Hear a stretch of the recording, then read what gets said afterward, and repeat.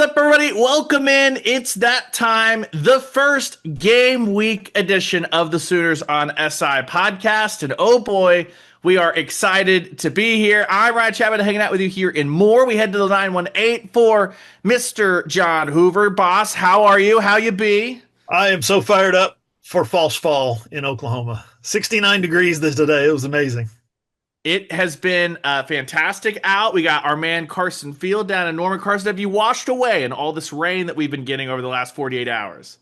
No, like John said, it feels nice. I think the high for game time is like 78 this week, so that's going to be beautiful. I'll be on the sideline for that. So great weather, not going to be sweating too much. I am pumped. Yeah, we are blessed. I think our friends in Stillwater tomorrow night are going to get some pretty good weather, maybe a little bit more humid, a little bit more wet than what we're going to have in Norman, but we should be all set for a picturesque, picture-perfect opening week in Norman, America. The Redbirds of Illinois State, a top 18 matchup. If you blend the preseason AP poll and the preseason FCS coaches poll, we are not going to spend much time on Illinois State. We do not proudly bear the badge as the outlet that asked the Illinois State question because it's not necessary. It's Illinois State. We'll give you a small preview, I guess. Are you being snarky? Are you being snarky? Hey, we're all in a snarky mood. At least there was some self-awareness. The 10-minute opening statement from a joke about Brent Venables. That was something too, by the way. I don't know if you listened to the press conference and you weren't in the room, maybe it come up on video. It came off as maybe a little more standoffish than like Brent had a smile. It was kind of a wink, wink, nudge, nudge. But if that's the most eventful thing that happened in your opening week press conference, you've done well. We did speak with Ben Arbuckle, Brent Venables. We've got to get to captains. We've got depth chart. We've got preview. All that fun stuff here over on the podcast today. But let's just start with Tuesday. We can work our way back. Let's start with Brent Venables, boss. You and I have sat through many an opening week press conference for Brent Venables.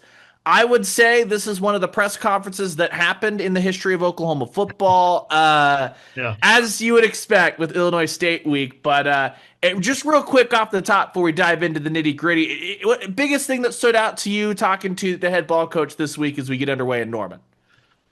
Well, I agree with you. He was not like bent out of shape about people complaining, being snarky about his opening, the length of his opening comments. But this is year 4 for Brent Venables. Everybody knows at this point that he gives extensive opening statements. I guess the first one of the year, right? The preseason training camp press conference, like here comes camp kind of press conference. He just opened it up to questions. So yeah, there's some self-awareness there. He had a lot of good things to say about the captains and the qualities that they have. But I sure like Jenny Carlson's question and his ability to deliver a clutch answer to that question. He doesn't like talking about himself. Brent doesn't. So when he was asked by Jenny a pretty deft question about ownership, year 4, appreciation for your station in life, currently head coach at the University of Oklahoma, I thought his answer was really, really in depth. And I took the liberty to write a column about that. And I hope I did a good job kind of expressing some of the things that Brent has gone through, some of the things that he continues to go through, and, some of the challenges that lay ahead, some of the things he's overcome, but some of the challenges still that lay ahead. And one of those challenges is the 2025 season. 6 and 7 isn't going to cut it. Not when you make $8.5 million a year and lead a place like the University of Oklahoma. So he's aware of that. He fully embraces that, and he knows who he is. He knows his background, and he knows kind of what he's capable. He believes what he's capable of as a coach. So now it's time. 2025 is here. It's time to prove it on the field. Week 1 for everybody. It was also one of those things where you sat there and I don't know, maybe I feel like when you're sitting in the front row of the press conference, you have to wear a couple of hats. First off, the human in me and the sports fan in me goes, man, I wish we were in a world where things like that mattered a great deal more than maybe they do. The fact that Brent Venables is invested. If Brent Venables does not get this thing turned around in 2025, I don't think it's because he's not spent enough time in the film room trying to get his team ready. It's not because he's not a member of the Norman community and not invest all that stuff. It'll just be a determination on his abilities as the head coach to get everyone rowing in the right direction. And I think Hoove And Carson, it kind of is like something similar. Joe Masato, also the Oklahoman, asked Brent Venables about turning around the defensive tackles room. Somehow we ended up talking about the team that Brent Venables had taken over in 2022. That's where we got the sideswipe at Lincoln Riley at the GPA, and people are failing drug tests. And I was like, well, as someone who has sat and watched other programs from afar, it could go one of two ways. If you start winning games, guess what? Steve Sarkisian has also improved Texas's GPA like that, but no one leads with that. Why? Because Texas is playing in playoff games again, as opposed to being what they were. If it goes poorly, you put yourself firmly in Charlie Strong territory, which is great. I'm happy that you got a lot of good dudes on campus. I'm happy that it's a good program. Lincoln Riley won 10 games with the low GPA, can't pass a drug test. Out was like that. That's what matters. And it kind of gets to an awkward territory, Karst, of like, I wish that stuff cared more and stuff, but at the end of the day, this is a multi-billion-dollar business, college athletics, and none of that truly matters if you don't put 10 wins on the board, if you don't get this thing turned around, and if you're not firmly in college football playoff talk. Yeah, it definitely matters to a degree as far as the future of these young men. It sounds like Brent Venables and his staff are definitely role models there. But as far as generating money for this program, Brent Venables' job security, things like that, the team GPA and drug tests, aside from eligibility, it doesn't matter a whole lot. But what really stood out to me from the press conference was kind of just talking about revamping the defense. Obviously, Brent inherited some really rough defensive history and in recent years, at least for OU with Lincoln Riley's teams, always a ton of offense, never much defense. Now it's kind of the opposite, not a whole lot of offense, at least since Dylan Gabriel left, but pretty solid defense. Really liked just kind of hearing about the development of guys like R. Mason Thomas, Dominic Williams, Grayson Halton, a lot of those guys that have been in this program trying to get this defense to even better than what it's been. There's been significant improvement every year under Venables, and I thought it was really encouraging just hearing him talk about how the defense has continued to improve going into this season. Yeah, if you're building the case for a big turnaround, you look to the defensive side of the ball, and I know it's something we've noted a couple of times. That's why I asked Brent Venables, hey, you look up and down your defensive depth chart, and there's a transfer here or there, a Dominic Williams, a Kendall Daniels, Kendall Dolby coming from JUCO. So maybe that's a little bit different. Maybe it's not, however you want to view it. But most of the other guys we're going to be talking about here in this depth chart release and all that stuff are guys that Brent Venables, his staff signed, developed, convinced to stay, retain. For a guy like R. Mason Thomas, it's convincing him to not just say no to the league, but say no to Two Live Crew and our friend Uncle Drew and those guys down there, if you know what I'm talking about, with Brent Venables' comments on the coaches show on Monday night, talking about turning down seven-figure stuff. It's bringing those guys back in, and that is John, you and I were there for all the introductory press conferences, and Oklahoma's defense is the vision Brent Venables laid out for his program, something that still values high school recruiting, develops guys, retains guys. You get to year 3, year 4, and those guys are now playing their best football. You've got depth, stuff like that.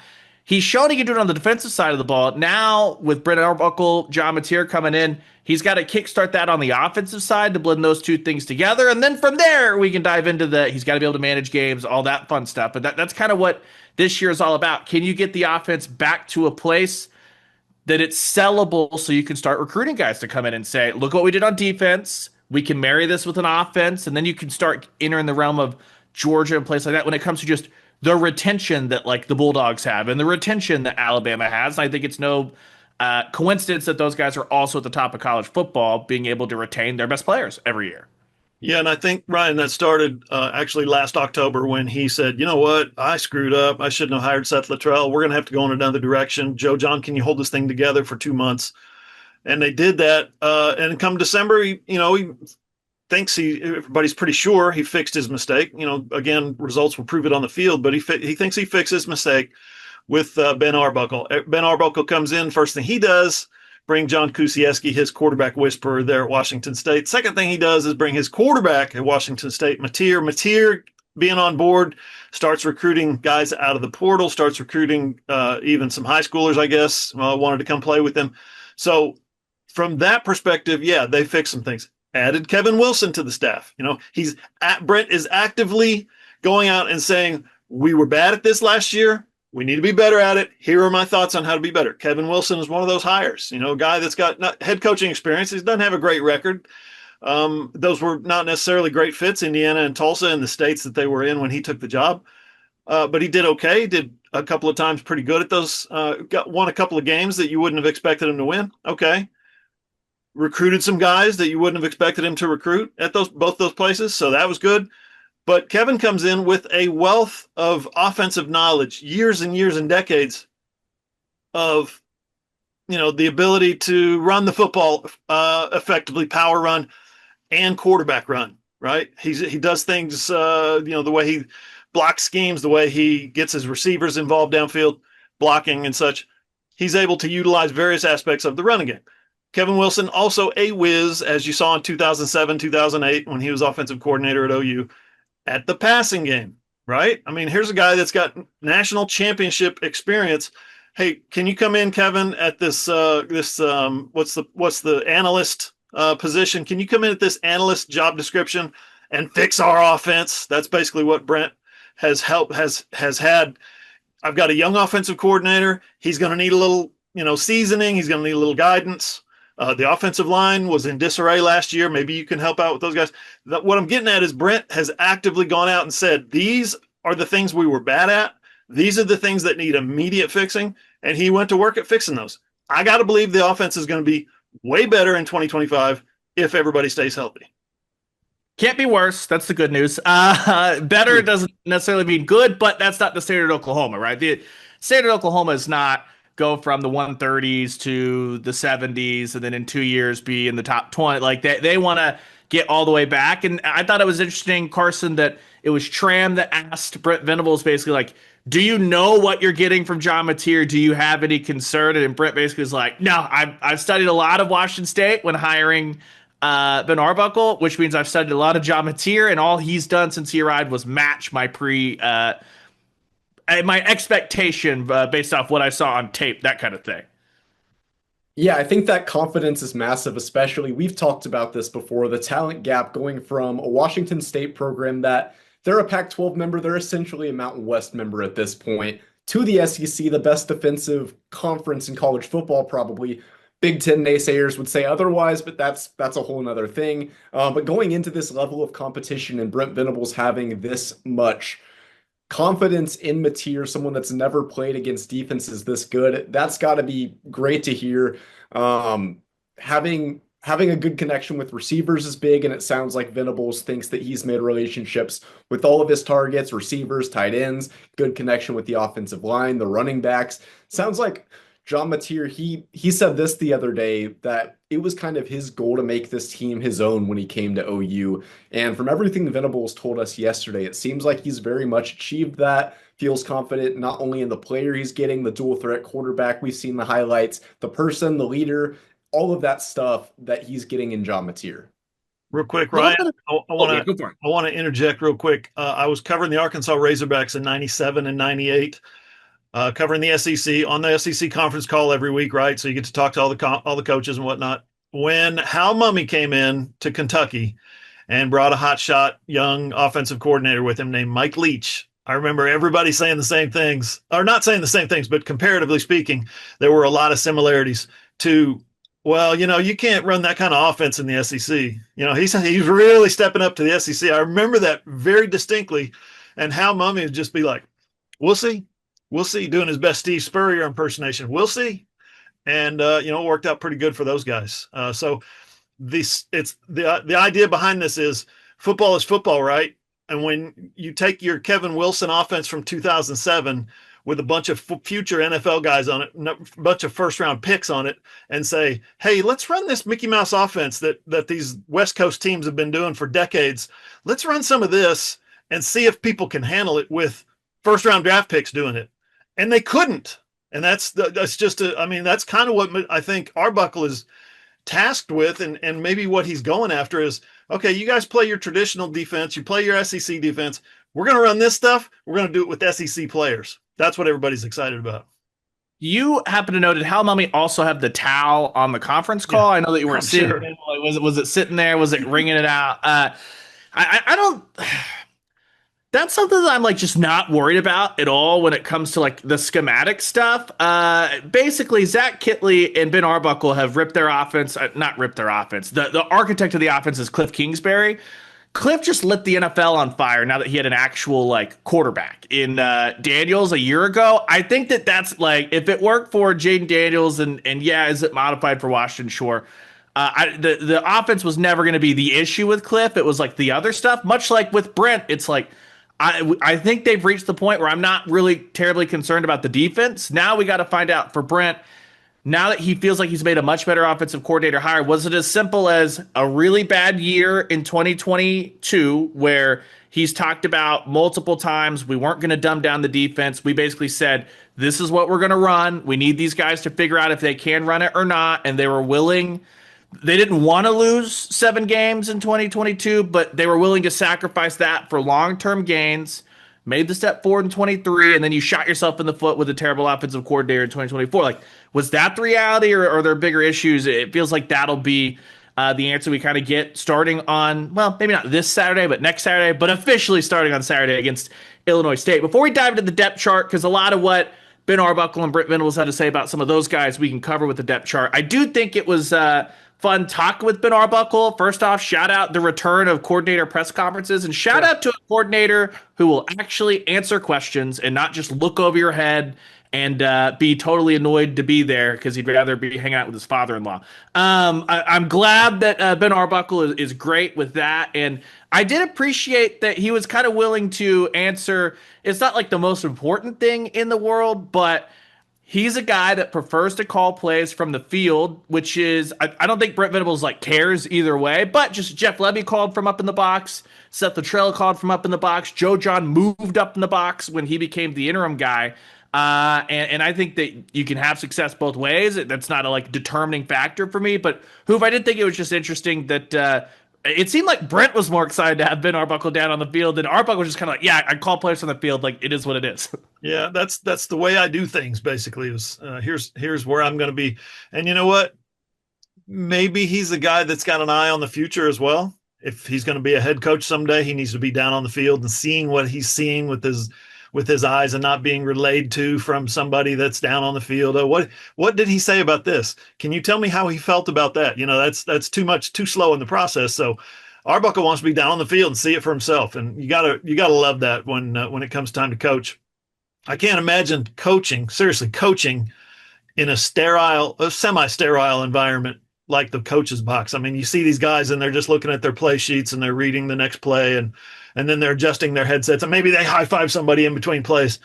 It's like, oh my God, that's not really coaching. That's just going through some processes. That's not coaching. I love getting down on the field. I coached my son's 6th and 7th grade teams. Boy, we were sweaty and yelling and cussing and people were throwing things at us. And I just love that stuff. It's so crazy how like Josh Heupel obviously was an excellent like quarterback whisperer from like getting on the phone and calling back down, stuff like that. He had Cale Gundy as well to kind of be like his eyes on the field, things like that. Whether it's like an Alex Grinch, a defensive coordinator who prefers to be down on the field. It's just I'm always interested in each individual coach. Not that, again, it really, really matters either way, but just thought that was a fun tidbit there from Arbuckle's opening press conference of the 2025 season. They talked a lot about offensive line rotation, stuff like that, which means we can get into the depth chart because that's why they were answering those questions. We got one. Here's what we're gonna do, boys. Let's go ahead and just separate what we think is actual rotational stuff versus what I call an attendance report card for fall camp. And what do I mean by that? Javonte Barnes is a great dude, and Torrey Blaylock is a very talented true freshman. Jaden Ott is going to be Oklahoma's running back when things matter, as long as he is healthy. And the reason he is not is because he was not healthy for that early portion of fall camp. That's what I mean when I say what is an attendance report card versus similarly with Michael Boganowski. They're very excited about the fall that he had. Michael Boganowski is not a co-starter at safety. Robert Spears-Jennings is your starter. It's a nice hat tip for good work, stuff like that. Let's start on the defensive side of the ball, gents, because it's a lot of knowns, I thought. Defensive line pretty much shook out how I would have expected. R. Mason on one side, you got Marvin Jones Jr. or Taylor Wine on the other. Danny Okoye and PJ are bounced around in there. You basically have 4 co-starters at defensive tackle that are going to be interchangeable: Jaden Jackson, Grayson Halton, Dominic Williams, David Stone. Anything shocking there in the front 4? Because it really felt like that's about how it was going to go with Marvin Jones or Taylor Wine over there. And then for the most part, it was the DTs or the DTs. And I Yeah. think that's kind of how we thought. Maybe I'm the only one. I don't know. Maybe I'm the only one. Maybe I'm not. That was a little surprised at the run that Danny Okoye got as the hands down, what was it, pound for pound best athlete on the team. And he's having a great camp and he's doing all the right things. And oh, by the way, he's third team. So not taking a shot at Taylor Wine, but just maybe a little surprised at all the build up to Danny Okoye. And when the chart comes out, it's Taylor Wine at second team behind R. Mason Thomas, or behind Marvin Jones, I mean. So little surprise there. Co-starter, actually. Co-starter. He gets an oar in front, Taylor Wine does. So very impressive camp, I guess, by Taylor Wine as well. Yeah, left defensive end was also an area that kind of stuck out to me because we've heard so much about both Taylor Wine and Danny Okoye throughout camp.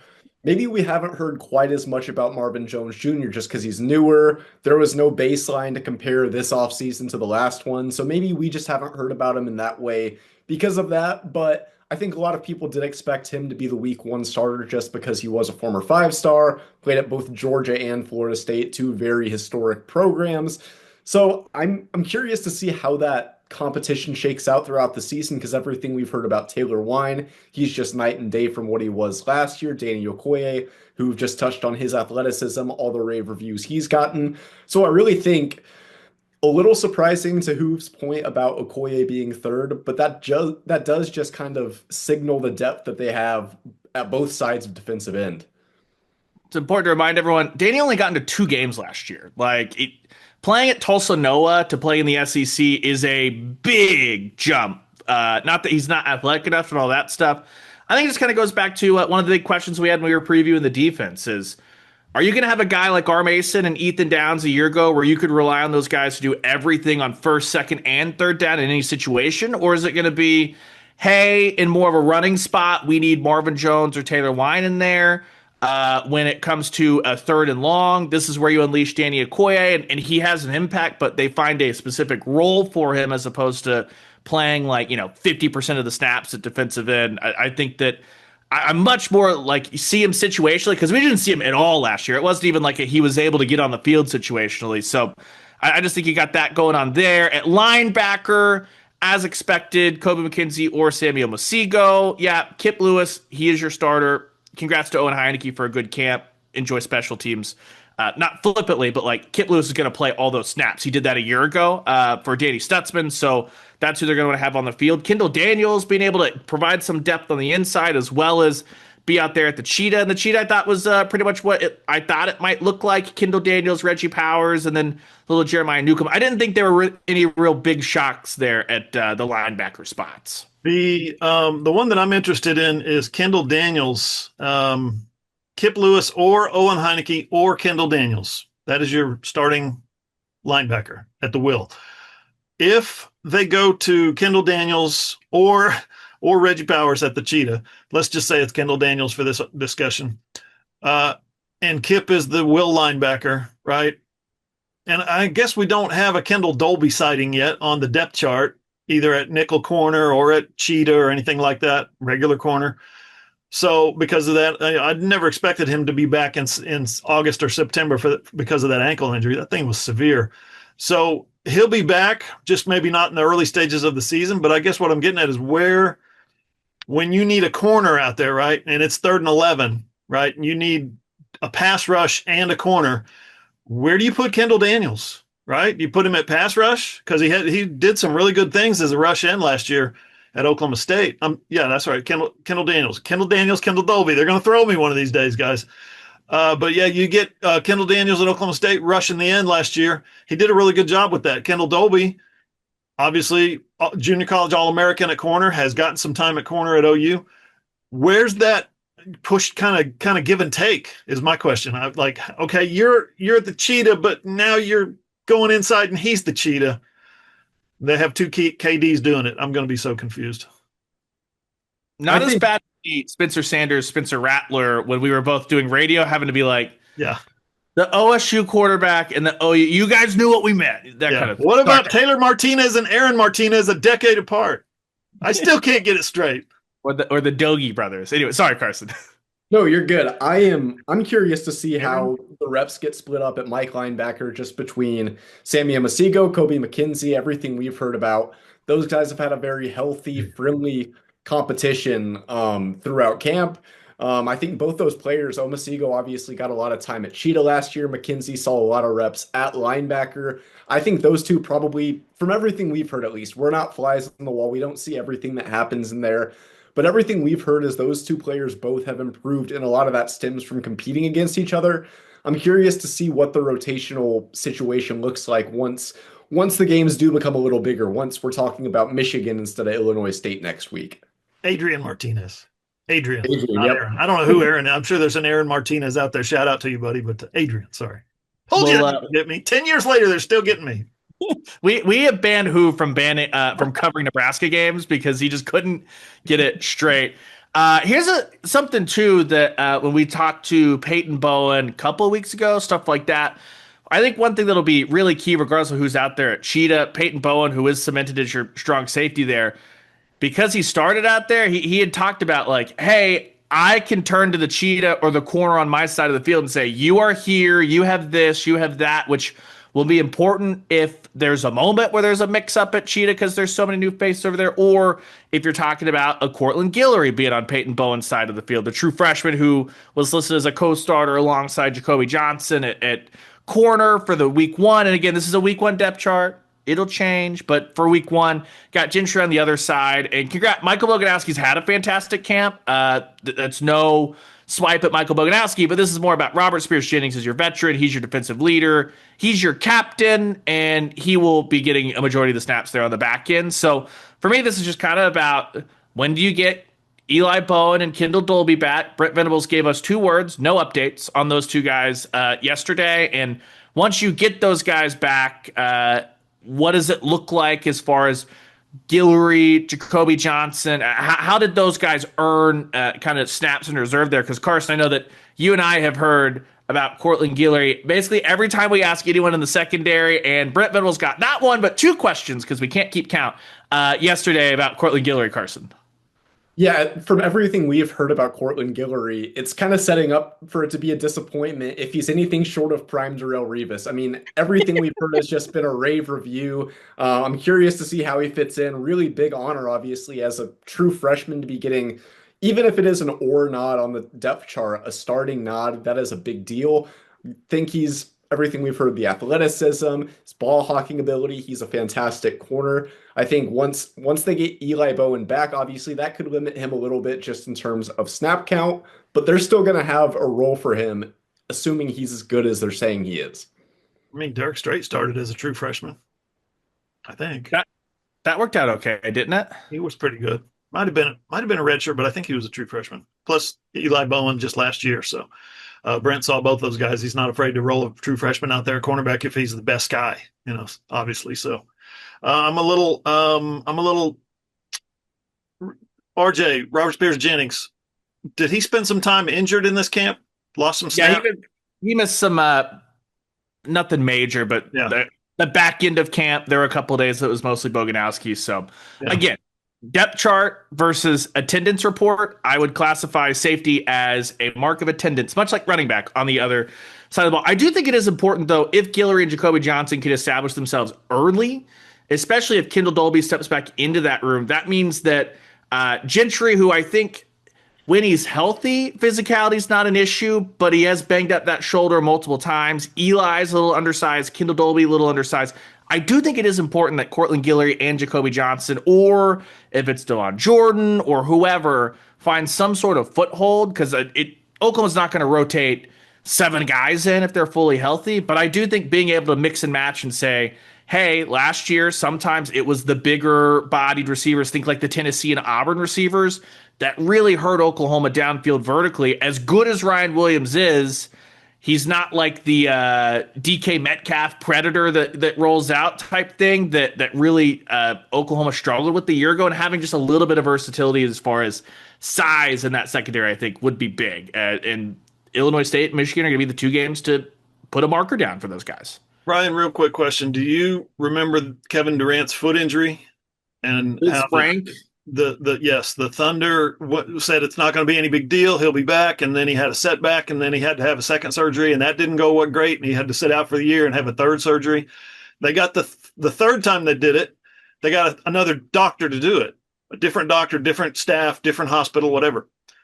My question is on the Gentry's shoulder. Fingers crossed that the kid stays healthy. I think he's one of the best cornerbacks in the conference if he is. I hope he got a second opinion, or is this one of those deals where they went to a new surgeon, you know what I mean? Went to their med staff and said, listen, we're not doing things right. This is where we kind of change the process a little bit. I don't know. Some guys, though, there's not, I'm not saying Gentry's one of these guys, they're not built for football. Like the Andersons, Rodney Anderson, unbelievable as physical as it comes. I don't think it meant like he was just banged up. Nick, same way. So some guys that their bodies just don't. We can get into a totally different conversation that I've always wondered, like with all of the engineering we have as far as nutrition, workout, stuff like that from a really young age, are we like maxing out the human body and putting so much torque and athleticism on it that you look at like I always thought that about like JJ Watt, that every time he like tore his back, I was like, is there just too much strength and torque for what JJ Watt's frame was supposed to be because he put in all that work? I don't know. I am not a doctor. Don't hit me in the comment section, but there's stuff like that we can get into. Sometimes, more of the story, I just think some guys just are injury prone. It is what it is. I welcome the comment section. Hit us in the comment section if you've got some insight on why certain players continue to get injured. Love to hear your opinion. Or if you're a doctor, love to hear your second opinion. Just no, I am not a doctor and I pretend to be a doctor. This is like this is what you get if Hoover and I are on a text chain at like 10 p.m. I'm just like, yeah. And then who's like, just go to sleep. You have the morning show. Stop. Your brain's working too much. Stuff like that. Over on the other side of the ball, let's hit the non-shocks. John Mateer is your starting quarterback at Oklahoma. If you didn't know that, welcome. It's week 1. Let's fire this bad boy up. Isaiah Satania and Deion Burks, those guys heading out there. The one guy we nailed, Fabechi Wiwu at right guard. That's something that Troy Everett, Bill Beanbo, they've talked about a ton. He's dropped 15 pounds from what he was listed at a year ago at 339 down to 326, just in there, give or take. I know it's not totally 15, but Fabechi going to be kind of leading the way there. We already kind of talked about the running backs a little bit. Javante Barnes and Torrey Blaylock, those were the two guys that were out there. If you remember the practice observations, there was a couple of practices where it was Javante, Torrey Blaylock, and RB3 DeMarco Murray taking snaps, helping Oklahoma out. I think that running back is kind of just proof that once everyone's healthy, that try to work its way around. But I was pretty much like not shocked, but I did raise an eyebrow at not Keontez Lewis starting, but the fact that it was just boom Keontez Lewis, boom Ivan Carrion, boom Elijah Thomas, 1, 2, 3. We've heard a ton of great things about Elijah Thomas. Although Carson, I did do some Googling the other day, and if you go to 2021. LSU's week 1 depth chart against UCLA, Malik Neighbors was listed as the third string wide receiver, which means that I'm not out on Giovanni Gibson, the scout, quite yet, as he said that that dude is Malik Neighbors when it came to Elijah Thomas. Yeah, maybe the comparisons are valid. Maybe he is going to be Malik Neighbors incarnate. Who knows? But not too shocking having a freshman. Hasn't really paid his dues yet to this program. Didn't have to struggle for the last season 6-7 record, obviously. Ivan Carrion, that's someone that was kind of thrust into a lot of action last year. Had a heck of a game in the Armed Forces Bowl. Him and Zion Kearney both.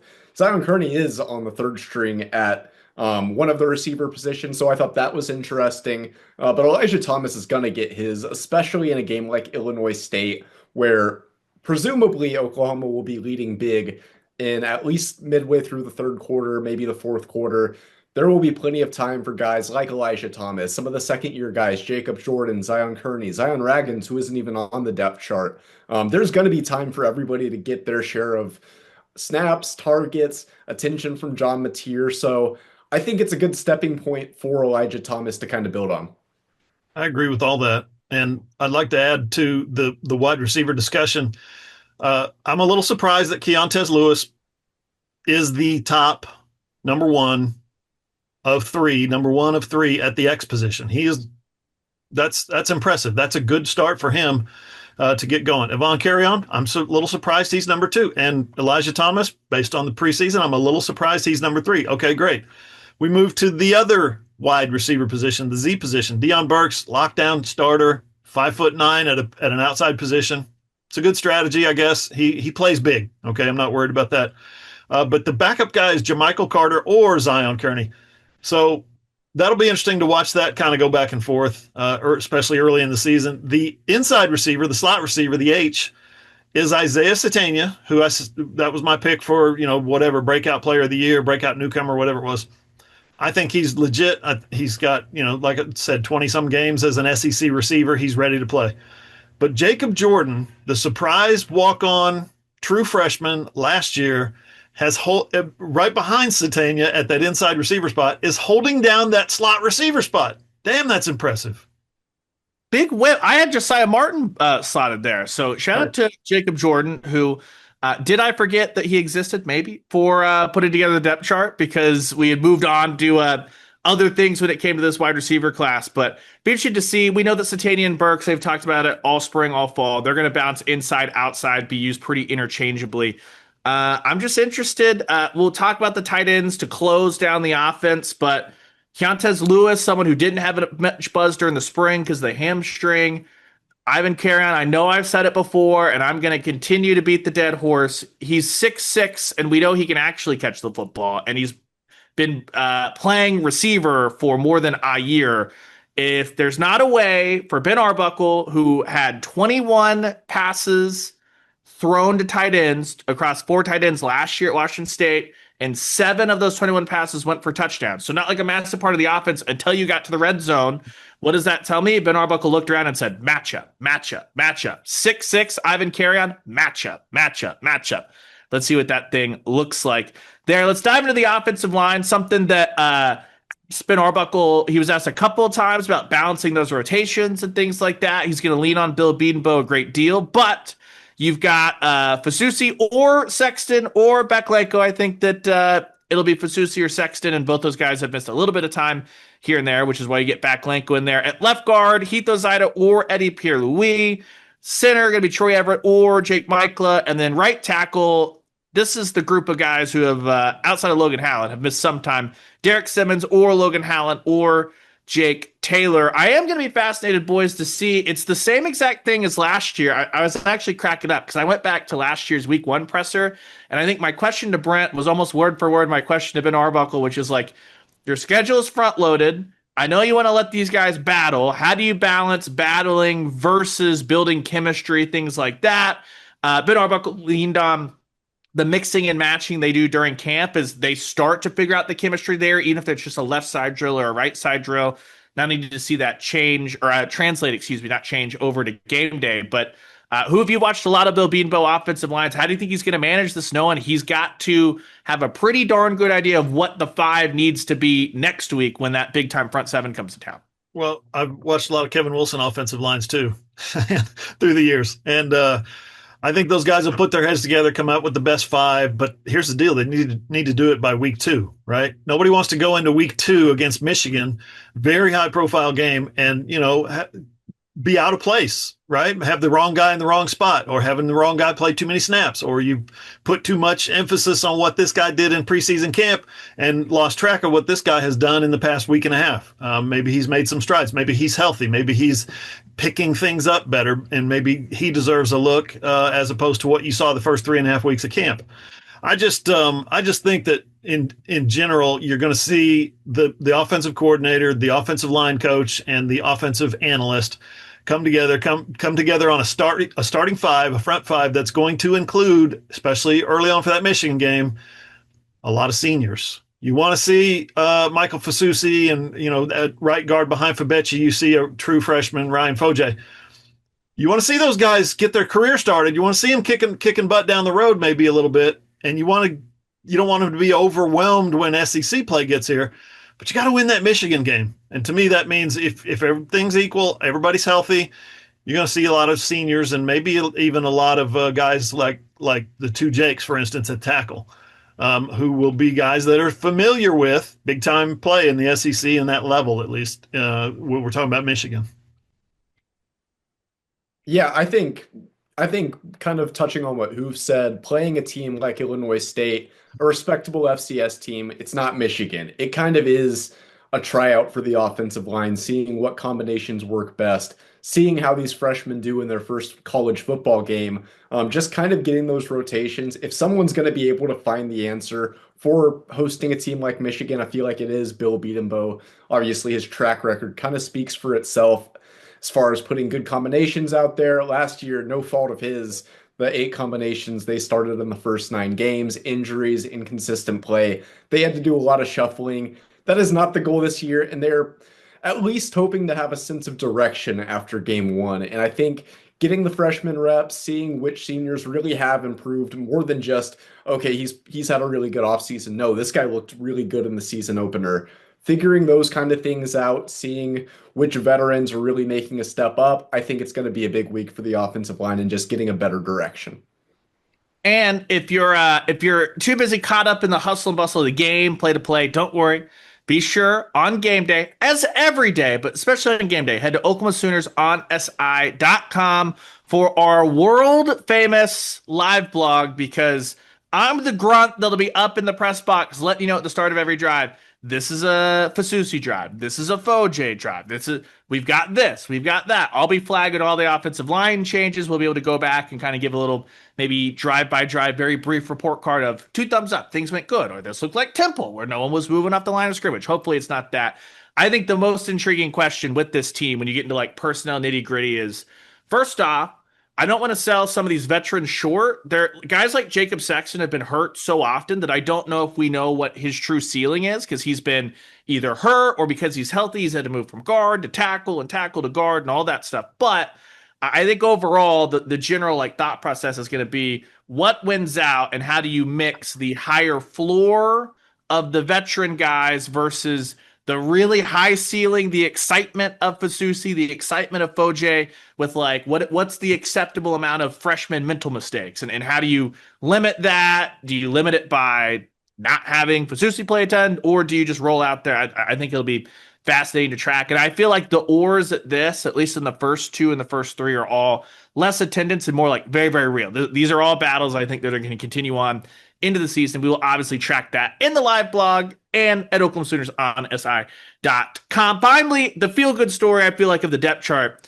Jaron Kanak, the man lives in the facility. He earns that first week 1 starting job at tight end. He's got Will Huggins. He's got Carson Kent. I think these guys are going to rotate a ton, all that stuff. But Hoove, just cool to see a guy that you and I have covered for many, many, many years, who clearly, like, if Jaron Kanak is not making plays, it's not because he's goofing off or stuff like that. He is doing everything he can, technique-wise, film-wise, all that stuff, to just get on the football field and help out this football team. Yeah, he's a guy that lives in the facility, lives in the film room, as much or more than Mateer, although they apparently that's something those two guys compete over, who's in the film room more, which is hilarious. I just hope he brings Berger with him to the film room when he does. That little dachshund is multimedia superstar. So I got to see more of Berger the dachshund with the what was that, like a pump shotgun he was holding him like? Yeah, I guess, which would be a flag. It would be a flag. Not that we care. We're team have fun. Rule of cool, it rolls. Should be a lot of mixing and matching there, though. We will see. I think everyone knows. There's a lot of prove it on this team for me. And when you talk about position groups, prove to me that Joe John Finley has done something this offseason. Over to the specialists. Tate Sandell, he's the one that UTSA transfer, your kicker. He hit the 58-yarder in the scrimmage. Austin Welch had a good fall as well. I think Brent Venables today on the conference call, we'll talk about the specialists here in a second, with Carson. He was on that conference call. Talked about them, that push continuing. Jacob Ulrich coming in from Kennesaw State is your punter. The Jaden Ott, Torrey Blaylock, Isaiah Satania listed as your 3 kick returners. Satania, Peyton Bowen, Jacob Jordan, your punt returners there. And your backup holder, John Mateer. Just, FYI, John Mateer, backup holder. Carson, you were on the SEC coaches conference call today. What did Brent Venables have to say about the specialists that he'll be breaking in Norman on Saturday? Yeah, pretty much all newcomers as far as specialists, but he really likes where the group's at. Kicking game, he said that he liked some things that he saw in the spring, but still saw some room to get better. That's why they got Sandell. He's the week 1 starter. But he also praised Austin Welch and pretty much said, this competition's not over. He is absolutely not conceding in this. Austin Welch is continuing to fight, so I wouldn't be surprised if he gets some kicks early in the season. Punter Jacob Ulrich, he was a star for Kennesaw State. Really bad football team. Jacob Ulrich was not bad last year. First team all-conference pick, I believe. I was curious to see what they do as far as the return game, and putting Jaden Ott there admittedly is a little bit surprising just because it seems like they're kind of trying to limit some injuries on or with Ott. Putting him on kick return kind of makes him prone to some injuries, but I like the move. It definitely, you want to give that guy as many touches as you can because he's a heck of a playmaker. You can look back, he only returned 5 kicks while at Cal. One of them was an 100-yard kick return against UCLA. Check out that footage. That highlight was pretty exceptional. So that's interesting, but I think it's a good move, assuming he stays healthy. And then Satania, he didn't return as much last year for Arkansas, but he was great in 2023 on punts, had 1 touchdown return, had an average of double digits. I don't remember exactly what it was, but he was good. And I think that's the move that most people predicted for punt return, and I think Satania is going to be good there. I get why so often punters are the holder. I get it, because when the team is practicing, you send the snapper and the holder and the kicker, or the snapper and the punter and the kicker down at the other side of the field and say, you guys work for 2 hours. And one of the things they have to work on is snapping. So they're together a lot. They practice together a lot. I get it. But I've always been a big advocate of having your backup quarterback be your holder, because you can make some magic there. Michael Hawkins would be a tremendous asset as a backup holder. Come out, hey, nine's the holder. Watch out. People start freaking out, and he, runs it up the middle, or he throws a 2-point conversion, something like that. I love backup quarterbacks electrifying a moment in special teams that everybody has written off as just mundane. Kick it through the upright. It's boring. Bro, put a quarterback in there and make something happen. That's what I like about it. I used to be a holder. I was a wide receiver as a holder and had a couple of 2-pointers to my name. Bad snap or whatever. Loved it. Loved making plays like that, because you come off the sideline after a touchdown and you're like adding fuel to the fire, and everybody's all slapping you in the head and patting you on the back and telling you to get out there for kickoff. Love it. Hey, Doug Deacon has been able to engineer some, like Luke Elzinga was multiple times last year on the QB rating page leading, because he was the leading QBR guy for Oklahoma at halftime in Missouri, because Jackson Arnold is Jackson Arnold. Just saying, just because it's not a quarterback doesn't. Punters are people too, John. I found that out. Yeah. Not his name at Oklahoma State? Quinn something, not Quinn Snyder. Quinn something. Can't remember. Yeah. Whatever. The other guy that sucked at special teams, who Alabama took for some reason. Basically, if I remember right, he basically took a Barry Trammell column and said punters are people too. It was awesome. It was back in like 2003 or 2004 or something. Amazing. I mean, yeah. And Brent, their first couple of years with what was his name? Jay Nunez. Yeah. Yeah. First special teams analyst. Again, I don't know why Alabama wanted him, because he was bad, but they got a couple of fake field goals out of it. So, and that was all without quarterbacks. So make that thing happen. Real quick, we do have captains. We're not doing the stupid new captains every week thing. Thank goodness. That's seriously what. Think about the benefit of a team voting for your captains. These are the people who we want to lead us, versus, hey, you can be captain next week. I want to be captain this week. It's meaningless when you do it week to week. It's just meaningless. 7, still out for my blood, but not my program. John Mateer, Troy Everett, Grayson Halton, R. Mason Thomas, Dominic Williams, Kip Lewis, and Robert Spears Jennings. We talked to all 7 of those guys on Monday night. If you missed any of it, go to John's YouTube page, John Hoover Media, and you can watch all those interviews, or you can hit us up, Oklahoma Sooners on SI.com. John Mateer refused to answer if he's a heads or tails guy, but they have a couple of weeks to figure that out, because Oklahoma won't be the road team until they head to Philly to take on Temple. All right, boys, we have a game this strategy week. Thing, Ryan. You can't give up strategies this early in the season. Yeah, especially when the other team has no bearing on if you pick heads or tails. But that's neither here nor there. It was all in jest. It was good vibes. Illinois State, they're a team. They play. They're a good FCS team. We joke this is not going to be the worst team Oklahoma plays this year. That will be Kent State in Week 5. Shout out to Kent State. Speaking of Kent State, they've been bounced around before early season. Would everyone agree that Baker Mayfield was a very, very good quarterback and that Lincoln Riley, despite everyone's opinion of him, was an okay offensive coordinator? Are we all good on that? Only 24-3 at halftime or 27-3, one of the two, of OU and Akron, the 2015 opener.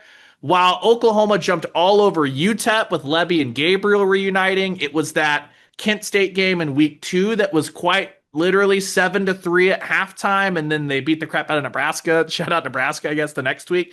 But all of that to say, you could have an offense that scores a ton of points, gentlemen. But Carson, it's not a guarantee that early, even with a good OC, even with a good quarterback, it's not always a given that you're a well-oiled machine when you're trying to be really vanilla while also running the offense for the first time in your first half of football this season. So what do you want to see that would give you the clean bill of health? This rubber stamp it, Carson Field approved. This was a clean, good performance from the OU offense against Illinois State. Yeah, first of all, I agree with what you said. It won't be a perfect output from either the offense or the defense. There are a lot of kinks, a lot of ors on the depth chart, which we talked about. So there is a lot of learning, okay, which player's a better fit here, figuring stuff out like that. But the main thing that I want to see from OU is just discipline, not having silly turnovers, not committing unforced errors, no major penalties. That's going to be the big thing because that really shows a lot about the team's chemistry, the team's leadership. Brent Venables has praised how much leadership this team has. Maybe coach speak to a degree, but he loves the leadership that this team has. And if they can keep it a pretty clean game, that would be a successful opener. We all probably expect OU to win by double digits. Like Ryan said, though, this is not the easiest game on the schedule. It's probably the second hardest non-conference opponent ahead of both Temple and Kent State. I mean, Illinois State is not a bad football team. They just, in reality, probably don't have the athletes, the talent to keep up with OU, especially in Norman. So it shouldn't be particularly close, but a good game for OU would just be a lot of discipline. 60 points and 500 yards, Ryan. It's that or bust. Sorry, I'm counting. I've got Oklahoma's longest rushes last year. Okay. Oh boy. Yeah. A 20-yard run last year would have been tied for 15th. The 15th longest rush would have been a 20-yard run. They had a 21-yarder against Navy that was the 14th longest rush last year. And then if you get a 25-yard pass or more, that would also be your 15th longest play from last year's offense. So when I'm looking at last year's longest plays, I would like to see Oklahoma. I'd like to be able to, in the game thread, be like, hey, man, that pass to Deion Burks, that would have been the 5th longest play last year. And oh, by the way, Oklahoma played some bad football teams in the non-conference. That includes Maine, all that stuff. So I'm looking for some of that stuff. And then, Hoove, you and I remember this up close and personal. If we came in on Monday, or I guess if we're doing this next Wednesday and we're having to do did it look rocky because they were being vanilla, or did it look rocky because they couldn't move people off the ball? Like there should be, whether it's Barnes, Blaylock, Ott, Jacob Jordan, whether you or I are running back there, the running back should get to the second level a couple of times completely and totally untouched. And that just did not happen consistently against Temple, did not happen consistently really at any point during the non-conference. To me, that's like some of the eye test stuff of like, hey, if there's a miscommunication, if someone totally whiffs an assignment, that's not great. But when it's blocked up well, I would like to see it blocked up well, which is just something that didn't happen last year at any point, much less the non-conference. And the runner make that last guy miss. Remember, we went, 8 weeks of counting this before they got to the main game, I think, where they didn't have a 100-yard receiver or a 100-yard rusher. Like, when is this streak going to end? And it ended against Maine, I believe. So, yeah, that's the kind of thing. If you don't see it in the opener, if you don't see them getting big chunks of yardage and going for triple digits, in an opening season opening game, right, where it's the pull back the curtain, you want the fireworks going off, you want people jumping up and down, you don't go out there and run your vanilla offense. Get out there and get people excited. I want to see some numbers, right? I want to see 300 and 300 on the ground and in the air. So that's what people are going to be. That's what Sooner Nation, the fan base, is going to be hanging their hats on. Is, are they going to stomp these guys out early and get a lot of freshmen in there in the second half? Or are we going to be, going up and down the field trying to hold people out of getting converting a 3rd and 4 so we can get the ball back, so we can maybe wind down the last 4 minutes of the game and not have to worry about them, like they were with Houston, not have to worry about them getting the football back and going the length of the field. That was absurd. And you knew right then when you saw that, you're like, this is going to be a long season. Yeah, we need to be able to see, hey, look at the development that Michael Hawkins Jr. has made over this offseason, because he gets like the keys for the whole 3rd and 4th quarter, stuff like that. Defensively, I don't know if there's anything I'm going to see outside of like, if there's a lot of chunk plays, that's bad. I'm not expecting that at all. I'm expecting them to swallow up Illinois State and really look pretty buttoned up. But I don't really know if Illinois State has the horses, even on the outside. Tommy Rittenhouse, the quarterback, kind of a dual threat guy for the Redbirds. I don't know if they've got what you would need to like truly test like a Cortland Guillory or Jacoby Johnson, stuff like that. So more than anything, Carson, it's about, hey, if you don't have big busts, everyone knows where they're gonna be. That'll be pretty apparent, right? Like even if it's not a touchdown, we can say, well, that wasn't good because Peyton Bowen's over here and someone's running right behind that. Like that's the kind of stuff that everybody can see. As long as you eliminate that stuff and you're sure tackling. But the Brent Venables teams, for the most part, once they've gotten out of camp, out of the year one where they were like, oh my God, we've hit more in one camp than we hit all year last year, they've been pretty fine tackling, especially early in the season. Yeah, it's one of those things that we've talked about this before, that the pass defense is the part of the defense with the most to prove this year. Definitely some struggles, especially in the back half of last season there. I feel like that's not as much of a concern against a team like Illinois State. Like you said, they really don't have the athleticism on the outside to just go downfield. Rittenhouse has been a good FCS quarterback. Winker's right, their running back, good player. I think he's eclipsed 1,000 yards both of the last 2 seasons. So, I mean, he's a good player, but you look at the trenches for Oklahoma, and how is Illinois State's offensive line going to contain them? I really don't see it happening. It kind of makes it a recipe for a long game for this offense. I know that Illinois State played against Iowa last year, another team with a good defense from a Power 4 level. That game didn't go well. I don't remember if they were shut out or if they scored 1 touchdown, but either way, anemic offense. And going against this OU defense, I don't really see that changing. Maybe they've improved with so much returning talent that they maybe score 14 points this year, but either way, I don't think the defense is going to show many lapses for OU.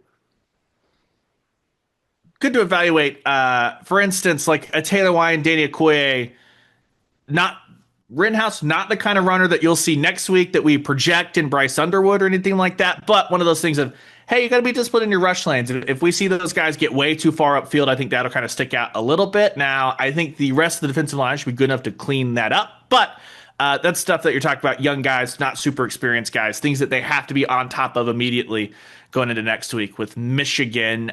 Boys, anything else from this week other than I'm excited for some week 1 action? What do you got for us here? I have a very fun and interesting historical note. It's just cool. Since I got back from Alaska last summer, 2024, for about the last 15 months or so, I've been on the long-term project of cleaning my garage, like getting rid of stuff, throwing stuff out, giving things back to people that gave them to me and said, hold this for me, would you? Like my daughter and my son. Moving stuff down to the storage facility, a mile away. Just, I want my garage back, right? And I came across this box and it had a bunch of notebooks in it. And I flipped open the notebook. It's from 2005, I believe. 2005, maybe 2006. About 3 pages of notes and quotes from Gerald McCoy when he committed to Oklahoma. Pretty cool. Nice.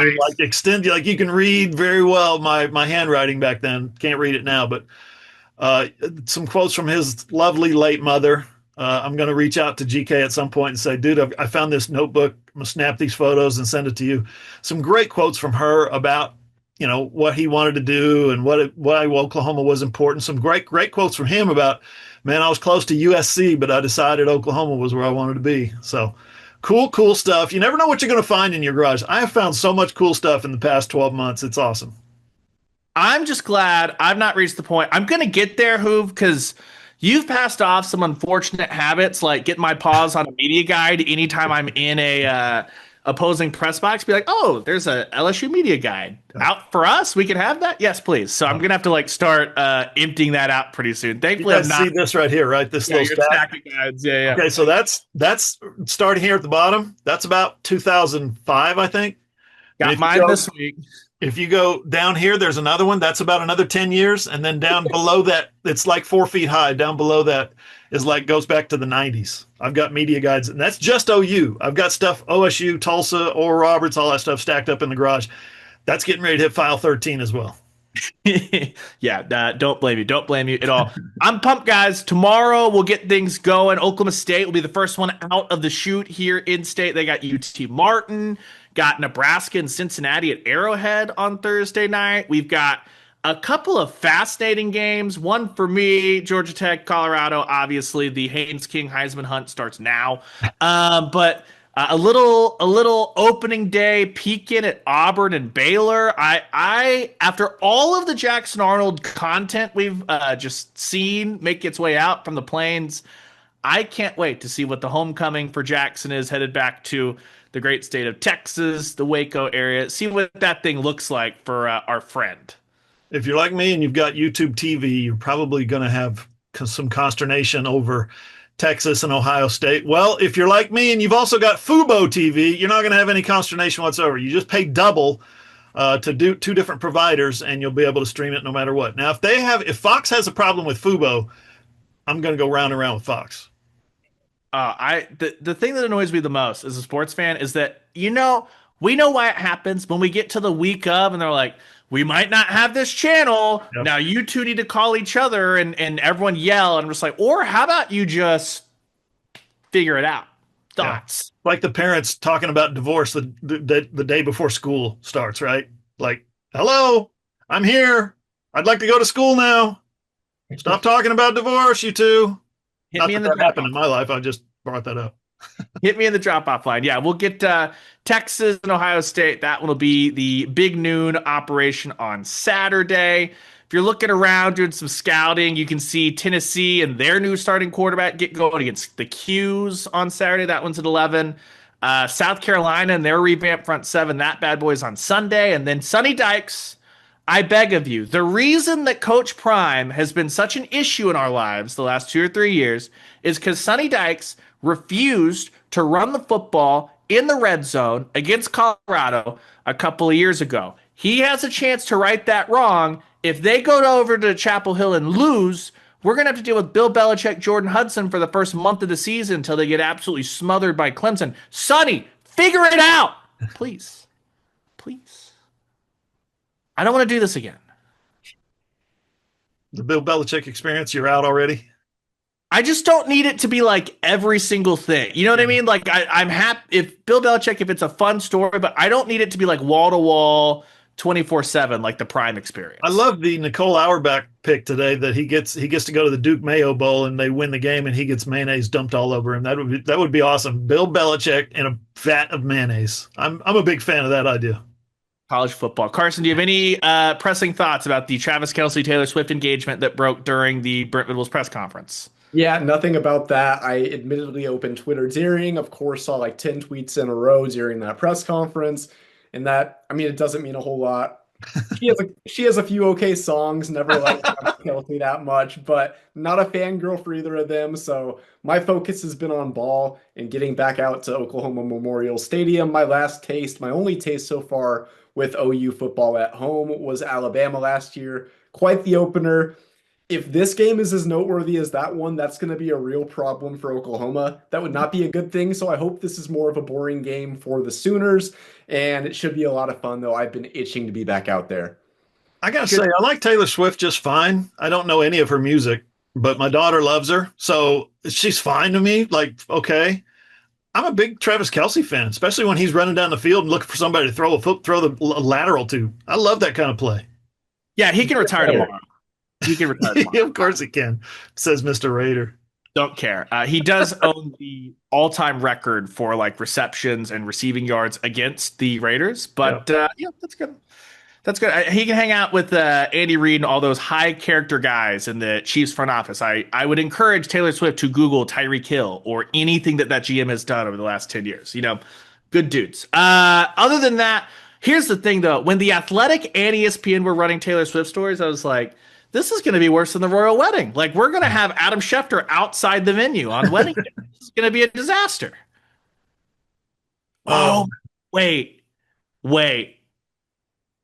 Stephen A. Smith, first take desk from outside the venue the Friday before wedding day. ESPN, make it happen. It's what the people want. Stephen A. Smith and the Mad Dog covering the Swift wedding. Oh, God. I might be out on that one. All right. That's all the damage we could do this week. We'll be back Saturday night at some point, whenever the game gets over and all the post-game stuff gets done.